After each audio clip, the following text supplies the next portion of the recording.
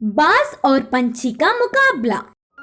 एक घने जंगल में एक बाज रहता था। वह बहुत घमंडी था। वह बहुत ही बलवान है करके उससे तेज और ऊपर कोई नहीं उड़ सकता करके गर्व करता था। इससे बिना किसी वजह से हर एक पंछी की मजाक उड़ाते हुए चिढ़ाता था। एक दिन बाज को कहीं कुछ भी सूझ नहीं रहा था, तो ऐसे ही खाली बैठकर उसे कोई तो मिलेगा ही करके इंतजार कर रहा था। तभी उस तरफ से उड़ता हुआ जा रहे पंछी को रोक कर कहा, हाँ, थोड़ा बल भी नहीं है और ना ही सुंदर हो, शायद अभी उड़ना भी नहीं आता। देखो तो मेरे आंखों के सामने कोई कीड़े की कूदने की तरह लग रहा है। बोलकर चिल्लाने लगा। उन बातों से पंछी को बहुत गुस्सा आया और कहा, मुझे तुम्हारे जैसे आकाश में उड़ने की कोई जरूरत नहीं है। हर किसी के अपने अपने सामर्थ्य होते हैं। अच्छा, ऐसा है क्या? तो फिर मुझसे मुकाबला करके तुम्हारे सामर्थ्य से मुझे हराओ, देखेंगे। मुकाबले के लिए पंछी मान गए और तुरंत मुकाबला क्या है बताने को बाज ने कहा, इधर से हमारे उड़ने का मुकाबला शुरू होगा। उधर दूर के बड़े पेड़ को पार करके इधर वापस लौटने वाला ही जीतेगा। इसके लिए बाज भी मान गया। पहले से ही बाज चालबाज है करके उधर ही आसपास के सारे पक्षियाँ जज बनेंगे करके बोले। मुकाबला शुरू होने के तुरंत पंछी उड़ता हुआ हवा में जेट से चली गई। कैसे भी जीतना मुझे ही है करके बाज अपने मजबूत पंखों को फैलाकर धीरे से मुकाबले में उतरा। वे दोनों पेड़ों के बीच से उड़ने लगे और वह पेड़ बहुत ही बड़ा और ढालों से घना था। बाज बहुत तेज बिना कुछ सोचे उस पेड़ की तरफ गया। इससे उसके दोनों पंख दो ढालों के बीच फंस गए। वह ना ही आगे जा पा रहा था और ना ही पीछे। ऐसे ही बहुत देर तक तड़पने लगा। पंछी पतली सी और छोटी सी होने के कारण ढालों में घुसकर पत्तों के बीच से बाहर निकलते हुए अपने मुकाम पर पहुंच गई और मुकाबला जीत गई। और फिर पंछी के कहने पर बाकी के सारे पक्षी आकर बाज को उन घने पेड़ों की ढालों से छुड़ाए। इससे प्रकृति में सभी एक समान है करके जानने वाला बाज उस दिन से किसी को भी परेशान नहीं किया और जंगल में सब एक साथ मिलजुल कर रहने लगे। शेर के साथ शिकार। एक बार एक बहुत बड़ा जंगल हुआ करता था। उस जंगल के जानवरों को बहुत दिन से खाना नहीं मिल रहा था। वो कई दिन तक उपवास रखने लगे। सारा जंगल घूमते थे पर उन्हें कुछ खाने नहीं मिलता था। पता नहीं ये गर्मियाँ आती ही क्यों है। जैसे ही गर्मियों का मौसम शुरू होता है हमें कुछ भी खाने नहीं मिलता। हाँ, सच में मुझे भी अच्छा भोजन करके लगभग 1 महीना हो गया है। अगर ऐसा ही चलता रहा हम ज्यादा दिन तक जिंदा नहीं रह पाएंगे। तीनों ने मिलकर सोचा कि अब वो शेर के पास जाकर उससे ही मदद मांगेंगे।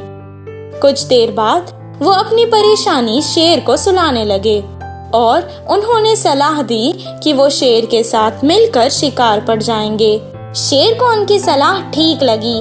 अगले दिन वो सब मिलकर एक साथ शिकार पर गए। बहुत देर तक वो अपना शिकार ढूंढने लगे। कुछ देर बाद उन्हें एक बड़ा भैंसा चारा चरता हुआ नजर आया। उन लोगों को उससे देखकर बहुत खुशी हुई। शेर को भी उस पर शिकार करना था। भैंसे को देखकर सबके मुंह में पानी आ गया और शेर ने लोमड़ी और भेड़िए को कुछ इशारा किया। जैसे ही शेर का इशारा मिला दोनों भैंसे की ओर कूद पड़े।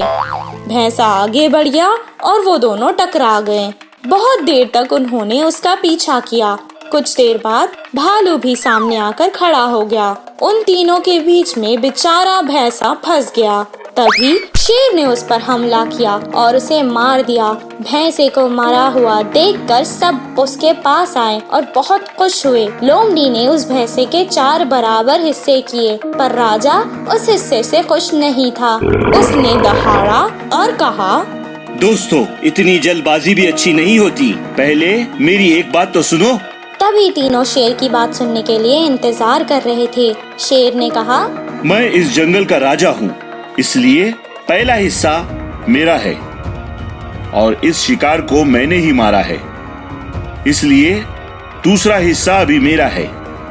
तीसरा हिस्सा मैं अपने बच्चों के लिए ले जाऊंगा और चौथा हिस्सा तुम में से किसी एक का होगा। ये सुनकर तीनों लड़ने लगे। तब शेर ने कहा, रुको रुको, लेकिन इसमें एक शर्त है, तुम्हें मुझसे लड़ना होगा। जो मुझसे जीत जाएगा ये हिस्सा उसका होगा। शेर की बातें सुनकर वो तीनों मन ही मन में सोचने लगे कि शेर से लड़ेंगे तो मर जाएंगे, और बिना कुछ कहे वहाँ से चुपचाप चले गए। शेर को सारा भैंसा मिल गया। इस कहानी से हमें ये शिक्षा मिलती है कि इस दुनिया में जो ताकतवर है उसी का राज है। भाग राजा या गधा राजा। एक गांव में धोबी के पास एक गधा रहता था। वह हमेशा मालिक से खुश नहीं था। धोबी के इस चार घास चरे के लिए मैं भला क्यों मेहनत करूं? मेरा श्रम और उसका फल, इस भेद को मैं क्यों भुगतूं? सोचकर वह हर दिन रात को अपने आप को छुड़ाकर पास के जंगल में भाग जाता था। जंगल के गधे इस नई आई हुई गधे को संदेह से देखे। पहले किसी ने उतना ध्यान नहीं दिया, फिर जल्दी उसके बातें सुनकर उधर शामिल हो गए। आगे आगे उस गधे ने उन सब के बीच अपनी पहचान बना ली।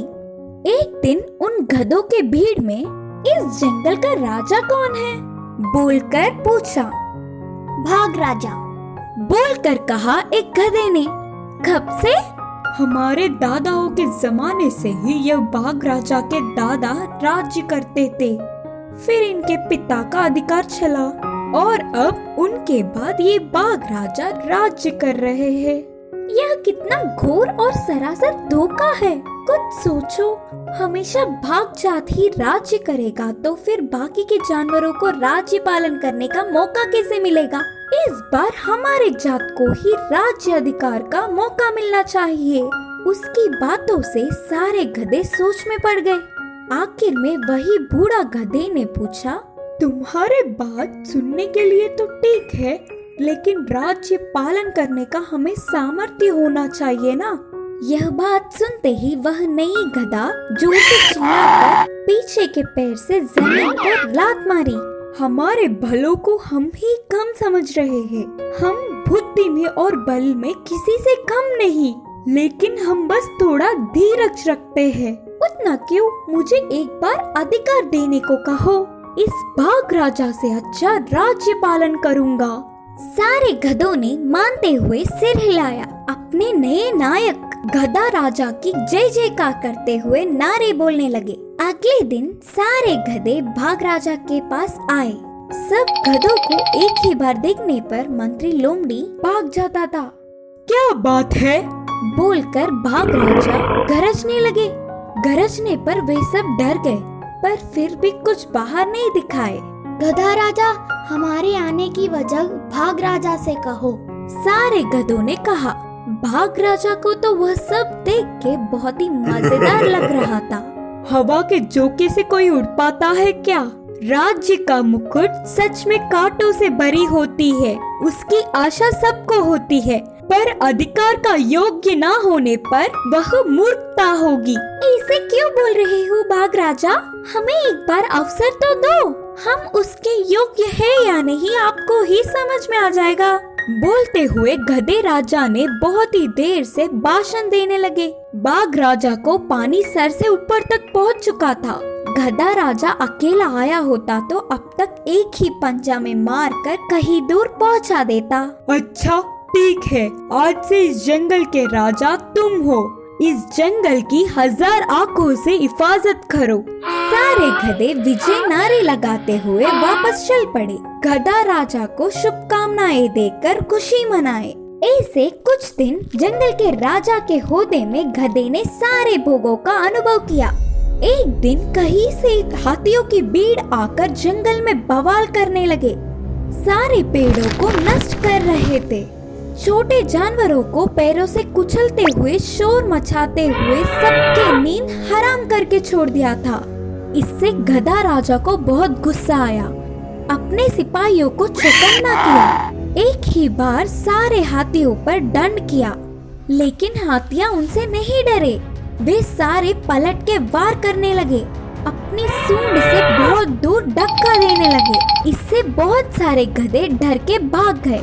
गधा राजा के बातों से डट के एक हाथी का सामना किया तो उसे गुस्सा आकर गधा राजा को अपनी सूंड से उठाकर कहीं दूर फेंक दिया। तो बस गधे का कमर टूटने ही वाला था। एक क्षण की भी देर ना करते हुए तेजी से बाघ के पास दौड़ता हुआ पहुंचा। बाघ राजा, मेरी बुद्धि ठिकाने लग गई। हम गधे, हमारा वजन उठाने का काम पर्याप्त है। आप बाघ है, आपको ही सबके राजा होने का अधिकार है। अब चलिए, देर करने पर हमारा जंगल नष्ट हो जाएगा, बोलकर हाथियों के बारे में बताया। गधा अपनी गलती जानने पर बाघ राजा हाथियों के भीड़ के पास आकर जोर से गरजा। बस एक ही गरज से सारे हाथी उल्टे पैर वापस लौट गए। इस कहानी की शिक्षा है कि जिसका काम है उसी को करना चाहिए।